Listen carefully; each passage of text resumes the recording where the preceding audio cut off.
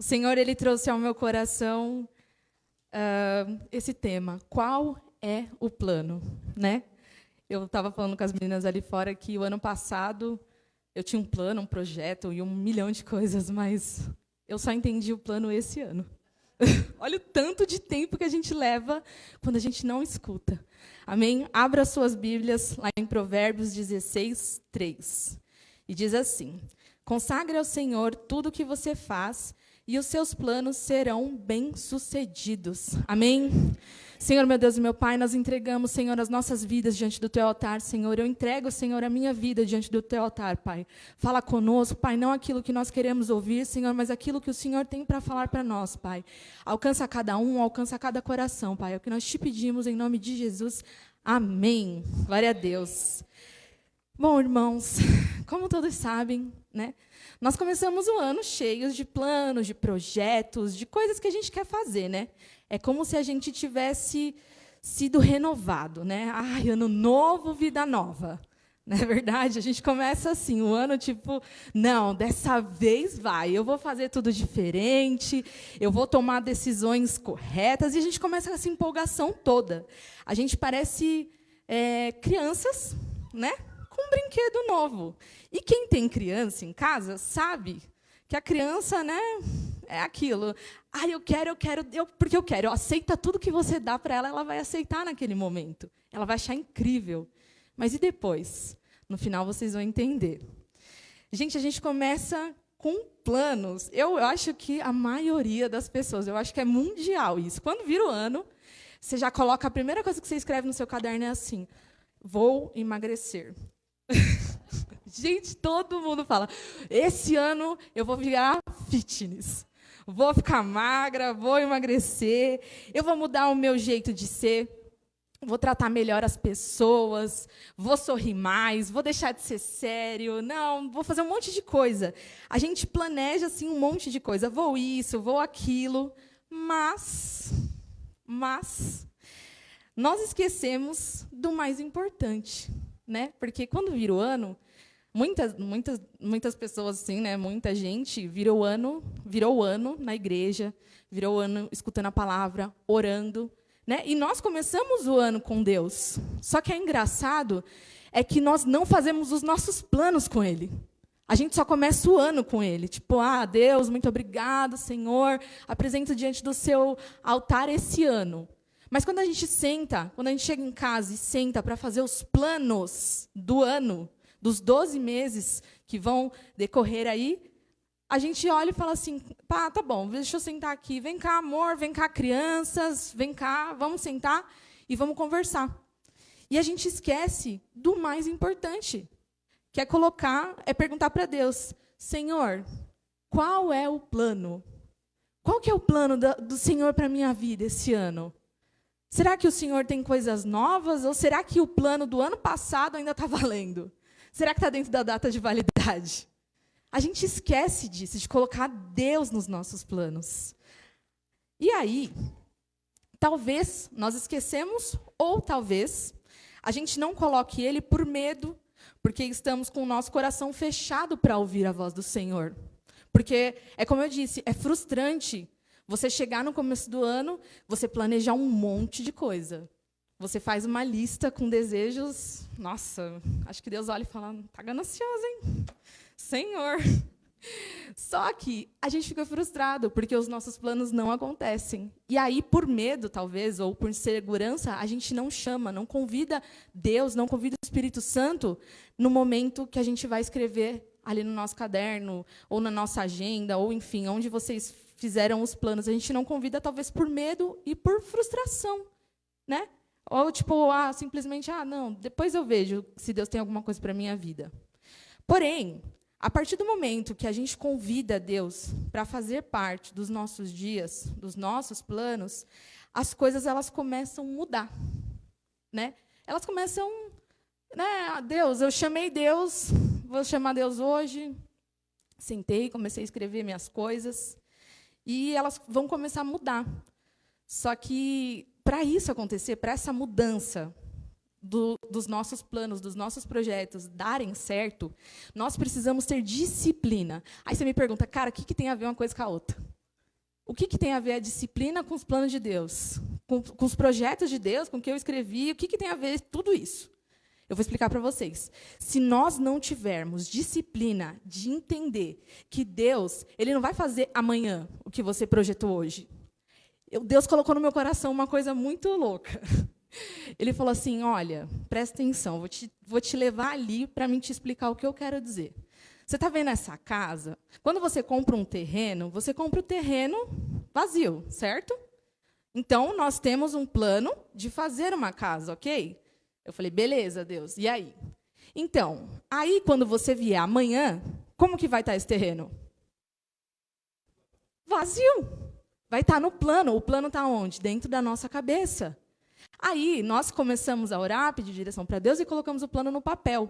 Só que, do papel, você vai chegar lá no outro dia e você vai olhar e vai falar assim, continua do mesmo jeito. Como assim, Deus? Por que eu vim aqui, comprei o terreno, fiz o projeto, só que toda vez que eu venho aqui, não muda nada. Porque a gente acha que Deus ele vai fazer assim, vai estalar os dedos e o plano vai estar lá. A casa pronta, os lugares, e não funciona dessa forma. A partir do momento que a gente entrega nossos planos para o Senhor, Ele vai agir, mas não é no nosso momento, não é no tempo que nós queremos. Então, nós precisamos ter disciplina, porque ao decorrer dos dias, dos meses, né? Porque são meses, às vezes até anos, que levam para se cumprir os planos, os projetos de Deus nas nossas vidas, a nossa fé começa a se esmorecer. E a gente é consumido pela ansiedade, pela angústia, pelos medos, pela insegurança, né?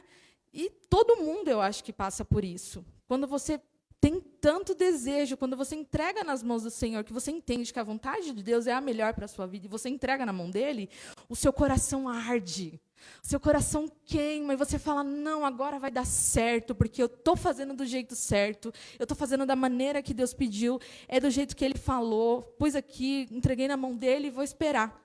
Só que, ao decorrer dos dias, a gente começa a ser consumido, porque a nossa fé começa a ficar assim, sabe, surgir dúvidas. E lá em Pedro, no versículo 1, no capítulo 1, versículo 6, diz assim, peça, porém, com fé, sem duvidar, pois aquele que duvida é semelhante à onda do mar, levada e agitada pelo vento. Amém? Então, irmãos, não adianta a gente pedir para Deus fazer todo esse processo e ter essa inquietação no nosso coração. Se a nossa fé não estiver firmada na rocha, que é Cristo, se os nossos olhos não estiverem lá nele, a gente vai começar a ter dúvida, né? E a dúvida, ela gera um monte de coisa. Só que a gente não entende que faz parte dos planos do Senhor a gente passar por essas coisas. Ele já sabia que ia ser assim, que seríamos tomados pela dúvida, pela incredulidade. E lá em 1 Pedro 5,7 também diz, lancem sobre ele toda a sua ansiedade, porque ele tem cuidado de vocês. Então, irmãos, ai, como é difícil, eu sou extremamente ansiosa. Meu Deus do céu, misericórdia. Eu estava ali fora, quase arrancando meus cabelos da cabeça. Porque é muito difícil a gente não sentir ansiedade nos dias que a gente vive. Nós somos tomados por esse medo, por achar que não vai dar certo. E aí a gente começa, sabe, a esmorecer a nossa fé, a nossa confiança no Senhor. E quantas vezes a gente é levado pelo desespero de não estar vendo nada, de não estar enxergando nada. Sendo, assim, semelhante às ondas, como foi falado aqui no versículo, as ondas e o vento, sem direção e agitados.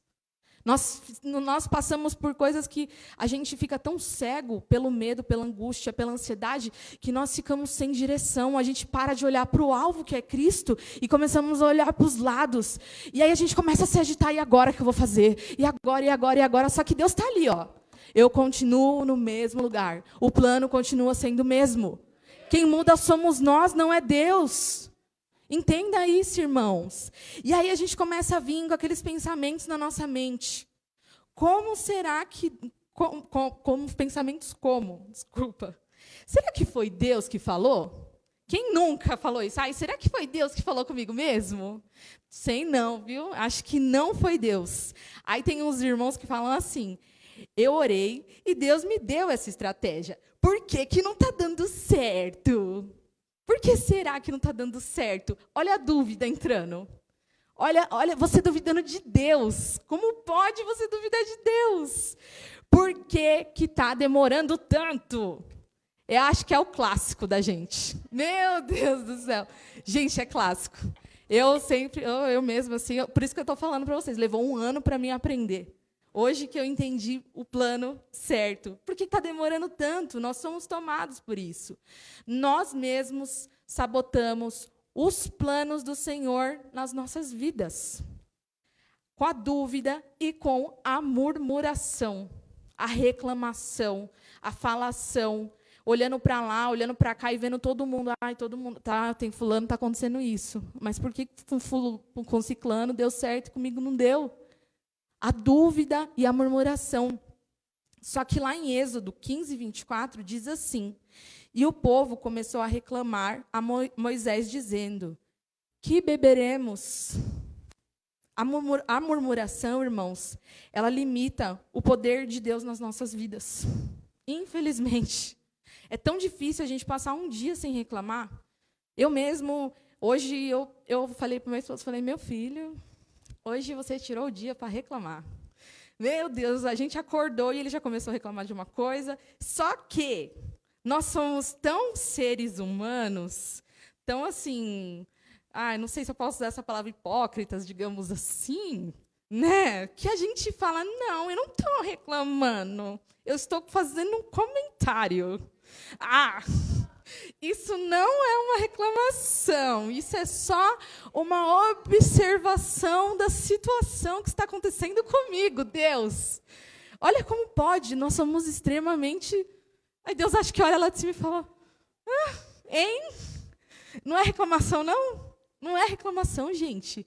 Nós reclamamos demais, meu Deus do céu. E eu me peguei pensando nisso quando eu vi isso de manhã, aí hoje à tarde... E eu falei, Senhor, se ele está reclamando e eu sou assim, imagina eu com ele, que eu sou chata pra caramba, reclamona pra caramba. E nós precisamos mudar isso, porque a reclamação, a murmuração, ela impede o agir do Senhor nas nossas vidas. Ela tira totalmente a autonomia de Deus e começa, como eu falei, gera medo, gera dúvida, e vai vindo todo aquele turbilhão, aquela onda que a gente olha assim lá no mar, se formando, e a gente lá assim, ó. Ai, nem estou reclamando. Não, nem isso que eu tô... aquilo ali nem é uma onda grande. Ixi, pequenininha perto dos meus problemas. É sempre assim. Então, e a murmuração, ela limita, né, o poder de Deus nas nossas vidas, fazendo com que os planos de Deus demorem mais. Não é verdade?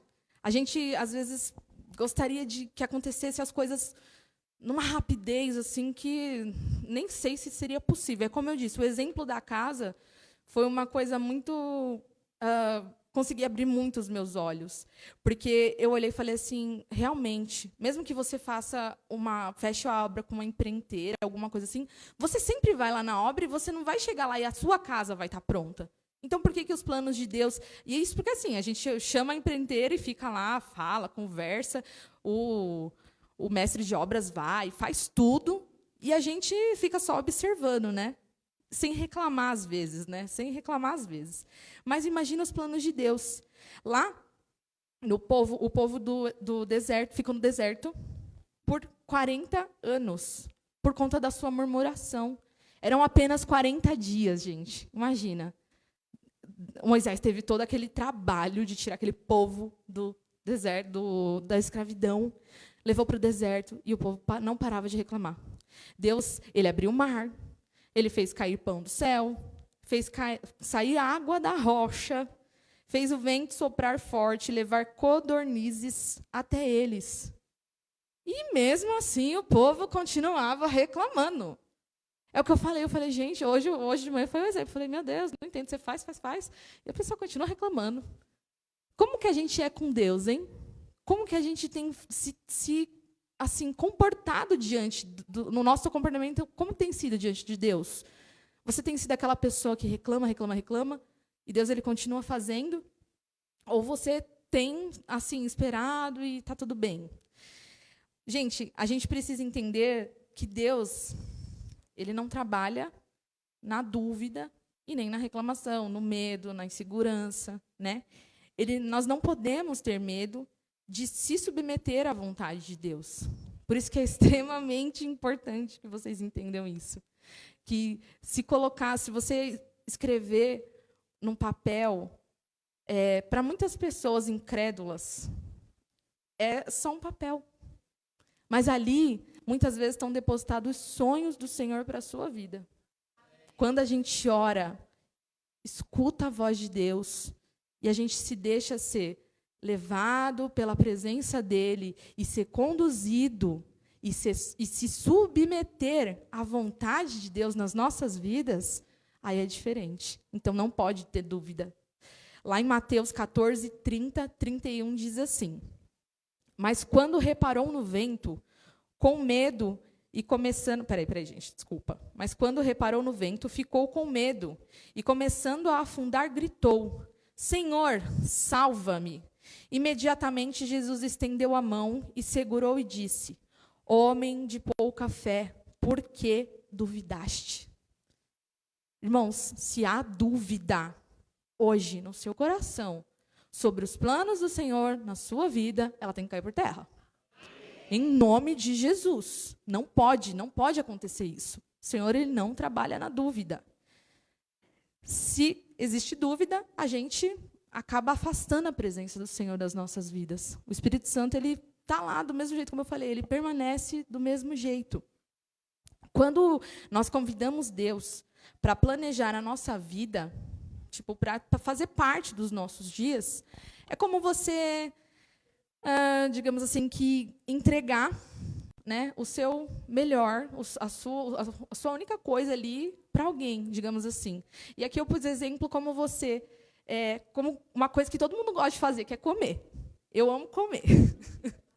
Muito, por sinal. Só que é muito difícil quando você tem que ir na nutricionista, né, Nutri? E você olha e ela fala assim para você: então, você vai parar de comer isso, isso, isso e aquilo. É a mesma coisa com Deus. É a gente entregar a nossa alimentação para uma pessoa e deixar que ela faça. Você vai comer o que você precisa comer, não o que você gosta. E é tão difícil se submeter ao gosto de outra pessoa, porque muitas vezes é sem sal, muitas vezes é sem açúcar, muitas vezes é sem farinha, sem pão, sem glúten, sem nada. A gente tem que comer vento, né? Mas é isso. E se entregar a sua vida para Deus, entregar os seus planos para Deus, é da mesma forma. Ele não vai fazer o que a gente quer. Ele vai fazer o que é o certo, o que é o plano dele para a nossa vida. Não vai ser bom. Naquele momento, a gente não vai achar bom. Só que a gente só vai olhando para frente, quando a gente começa a caminhar com Deus, fazer tudo certinho. Quando a gente olha lá na frente, a gente fala: caramba, até que não é tão ruim. A gente começa a entender que a vontade dele, os planos dele, era muito melhor do que os nossos no começo. Quantas vezes a gente tenta entrar em uma dieta e quando a gente começa a comer, a gente acostuma, né? Né, Presby? A gente sabe como é que é. E é difícil, gente, a gente se submeter às pessoas, se submeter a Deus e deixar que Ele transforme os nossos costumes, mude as nossas características, né? Não é o caráter que vai mudar. São algumas características que não estão tão encaixadas assim, não é verdade? Ou seja, submeter-se à vontade de Deus nem sempre será sobre comer a sobremesa primeiro. Antes, você terá que comer todos os seus legumes. Amém? Deixa eu beber uma água aqui.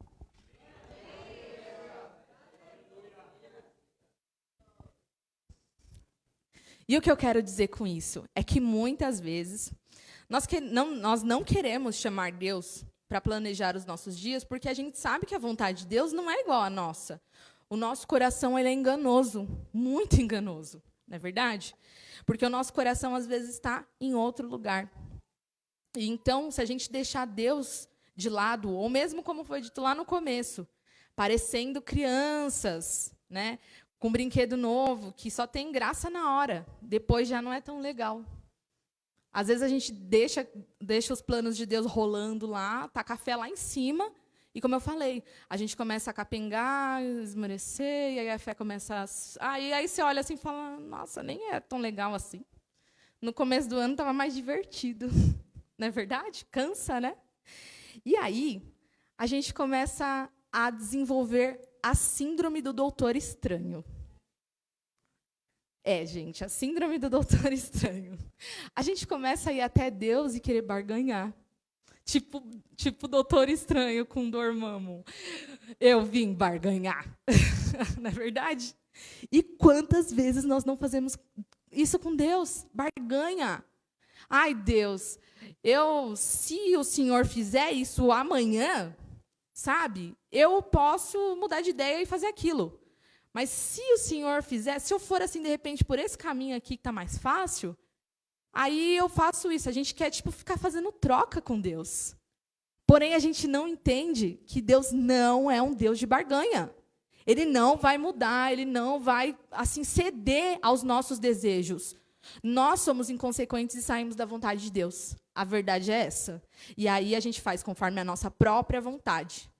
E aí o que eu vim trazer para vocês essa noite é o quê? Com tudo isso, como que você vai se manter firme, né? Assim, ouvindo a voz do Senhor, planejando e vivendo esses planos, porque planejar é maravilhoso, só que viver os planos do Senhor é muito melhor. Eu quero viver os planos do Senhor esse ano, em nome de Jesus. Amém?